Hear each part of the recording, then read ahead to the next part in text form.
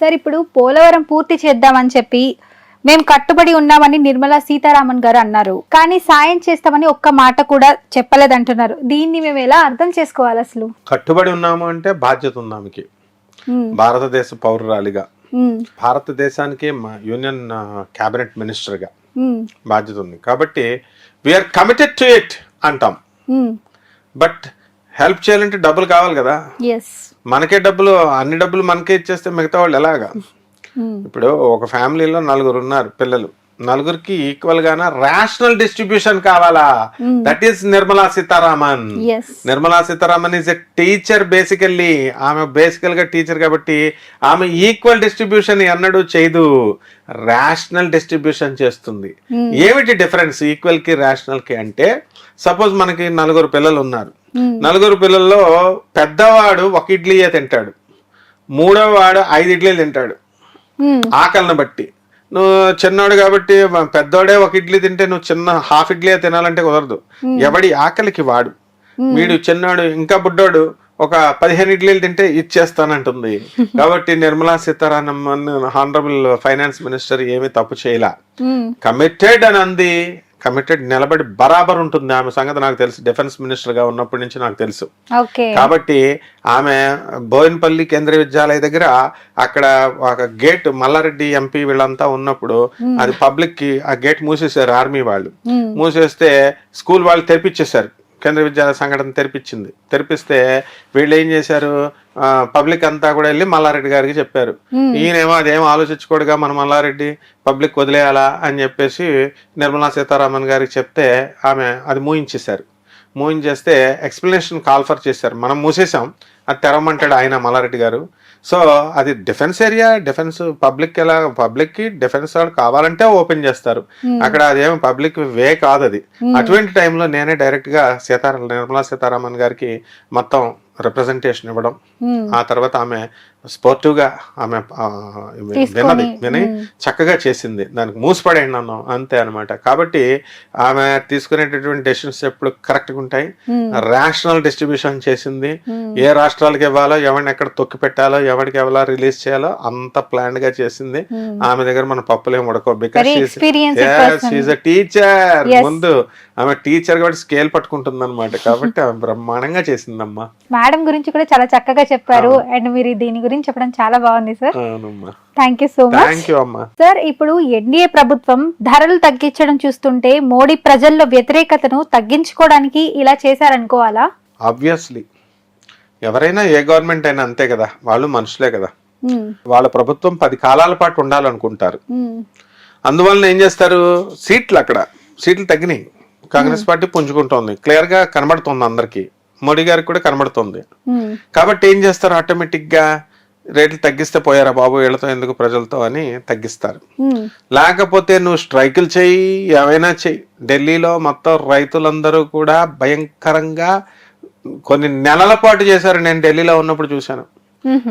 ఢిల్లీలో ఉన్నప్పుడు అసలు ఆ హైవేకి వెళ్ళకండి రా బాబు, వెళితే ఎప్పుడు తీస్తారో తెలియదు, వెహికల్స్ అన్ని బ్లాక్ అయిపోతాయి అనేవారు. అందువలన మేమంతా కూడా, మా స్టూడెంట్స్ అంతా కూడా ఢిల్లీ ఆ రోడ్ల మీదే వెళ్ళొద్దురా అంటే వీళ్ళు ఆగ్రాలును మధురాలు తిరుగుతూ ఉండేవారు. వీళ్ళు ఆ హైవే కాపలాగా ఆయనకు చచ్చేవాళ్ళం. ఆ రైతులంతా కూడా అలాగే చేశారు, కంటిన్యూస్ చేశారు మోడీ గారి మీద వ్యతిరేకతతో. అప్పుడు ఆ ఫార్మర్స్ యాక్ట్ రైతులకి ఇది చేశారండి. హర్యానా నుంచి అక్కడి నుంచి వచ్చే స్ట్రైక్ అన్నమాట. సో ఈ విధంగా జరుగుతూ ఉంటాయి. పాపం మోడీ గారు ఎన్ని మంచి పనులు చేస్తున్నా అందరూ తప్పులు ఎతకడానికి చూస్తారు. లేకపోతే ఏ పార్టీ కూడా ఏమీ పరిపూర్ణం కాదు, వీళ్ళంతా మానవ మాత్రులే కదా. అందువలన కేవలము 100% వ్యతిరేకత తగ్గించుకోవడం కోసమే రేట్లు తగ్గించారు. ఇప్పుడు అలా కాకపోతే ఏమవుతుంది, అప్పుడు మరి రైతులు అంత స్ట్రైక్ చేసినప్పుడు ఎందుకు దిగి రాలేదు ఆయన?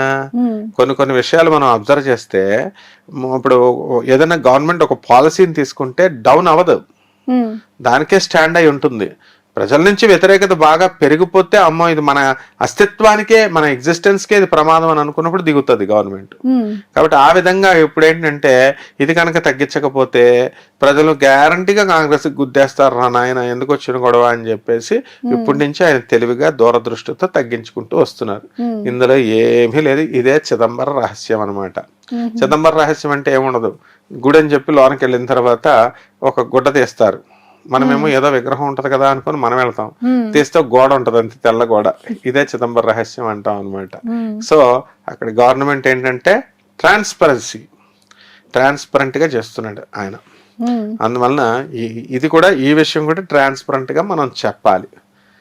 కేవలం భయం వలనే ఈ రేట్లు గేట్లు అన్ని తగ్గించడం జరుగుతుంది. కనీసం ఈ విధంగా ప్రజలు బాగుపడితే మంచిదే కదా, తక్కువ రేట్లకి. ఆంధ్రాలో జగన్ గారు ఎందుకు ఓడిపోవడానికి కారణమైంది ఇందుకే అనమాట. ఏంటంటే ఆయన ఇచ్చేదేమో తక్కువ, కరెంటు బిల్లులు మోపెడు అని చెడ్డ పేరు వచ్చేసింది.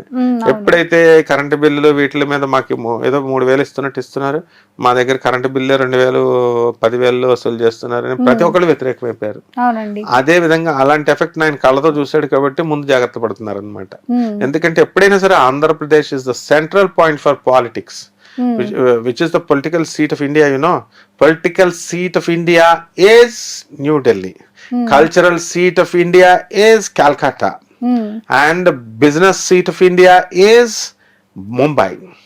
అలాగే రెఫర్మేషన్ కి అందరికీ కూడా కనువిప్పు కలిగించడానికి political seat of the entire state ఏంటంటే రెఫర్మేషన్ కేంద్రం ఆంధ్రప్రదేశ్. ఆంధ్రప్రదేశ్ లో రాజకీయాలే మొత్తం భారతదేశం అంతా కూడా ప్రభావితం చేస్తాయి. ఆనాడు 1975లో ఇందిరాగాంధీని తునాతునకలు చేసి దింపిపడేసి ఎమర్జెన్సీ టైంలో చేసింది ఆంధ్ర వాళ్ళే. మొత్తం మిగతా చోట్లంతా కూడా బాగానే పికప్ చేసుకుంది.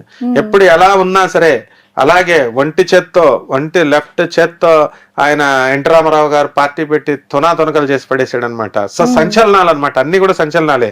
జగన్మోహన్ రెడ్డి గారు ఆయన వచ్చి ఎమర్జెన్స్, ఆయన ఒక విప్లవాత్మకమైన ఎమర్జెన్స్, అపరచాణిక్యుడైనటువంటి చంద్రబాబు నాయుడు గారిని పక్కన పెట్టేసి ప్రజలంతా ఆయనకు పట్టం కట్టేశారు. అదే విధంగా మళ్ళీ 2024 ఇప్పుడు మళ్ళీ పవన్ కళ్యాణ్ గారిని చంద్రబాబు నాయుడు గారిని ఒక్క లేపు లేపారు. కాబట్టి ఆంధ్ర ప్రజలు గొర్రెలు అంది ఇందిరాగాంధీ. గొర్రెలు కాదు మేము పప్పు అని అంటుంటే పప్పు కాదు మేము నిప్పు అని లోకేష్ ఎలా నిరూపించుకున్నాడో, ఆంధ్ర ప్రజలు గొర్రెలు కాదు నాయన, మేము వీఆర్ గొర్రెల కాపరి, వీఆర్ గాడ్స్ నాయన అని చెప్పి మీ భవిష్యత్తుని మేము నిర్ణయిస్తామంటారనమాట ఆంధ్ర ప్రజలు. రాజకీయ నాయకుల యొక్క భవిష్యత్తుని ఎలా మార్చాలి, ఎలా చేయాలో ఆంధ్ర ఈ యొక్క వాటర్ నుంచే నేర్చుకోవాలి. బికాస్ అందరూ కూడా they will observe very keenly. చాలా తెలివితేటలు ఉంటాయి ఆంధ్ర ప్రజలకి. చాలా జాగ్రత్తగా ఆలోచించి కరెక్ట్ గా గిల్లుతారనమాట. దెబ్బతో మళ్ళీ దెమ్మ తిరిగిపోవాలన్నమాట. అలా అందరికి మైండ్ బ్లాక్ చేసేసాడు. ఆ విధంగా ఆంధ్ర ప్రజలతో చాలా జాగ్రత్తగా ఉండాలమ్మా. ఆంధ్ర ప్రజలు రాజకీయాన్ని ప్రభావితం చేస్తారు కాబట్టి మోడీ గారు ఆంధ్ర ప్రజలకు భయపడి రేట్లు తగ్గించారు. చాలా మంచి ఇన్ఫర్మేషన్ చెప్పారు సార్. థ్యాంక్ యూ అమ్మా. ఇప్పుడు ఆపరేషన్ లేకుండానే మోకాళ్లకు ప్లాస్మా ట్రీట్మెంట్, మీ ఆర్థోపెడిక్ సమస్యలన్నిటికీ రోబోటిక్ టెక్నాలజీ ద్వారా తక్కువ ఖర్చుతో శాశ్వత పరిష్కారం, ఫ్రీ కన్సల్టేషన్, ప్రతి ట్రీట్మెంట్ పై 20% డిస్కౌంట్. ఈ ఆఫర్ కొద్ది రోజులు మాత్రమే, త్వరపడండి. V9 hospitals 9281465842.